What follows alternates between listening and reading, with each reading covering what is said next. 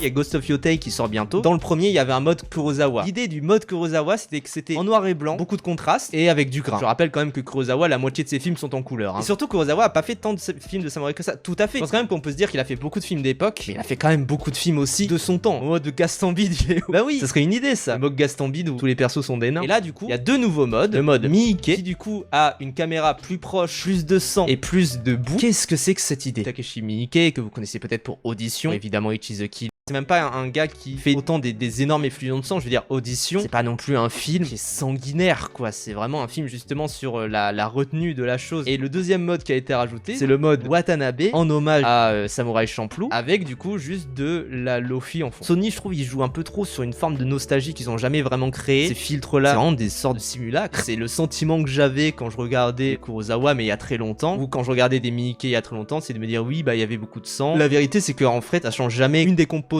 qui est clé dans ces cinémas-là, c'est la caméra, et c'est où se place la caméra. Ça, là-dessus, c'est des virtuoses à ce niveau-là. Que ce soit Kurosawa, Miike ou Watanabe, c'est vraiment des virtuoses sur où se place la caméra et sur le rythme qu'ils mettent, parce que c'est parfois aussi des films très statiques, hein, où en fait, l'action se passe à l'écran. Je trouve que Kurosawa, particulièrement, par exemple, il a jamais eu une caméra comme ça, quoi. C'est des modes rigolos, mais pourquoi vous voulez les attacher à une sorte de légitimité, de le rattacher à Kurosawa, à Miike?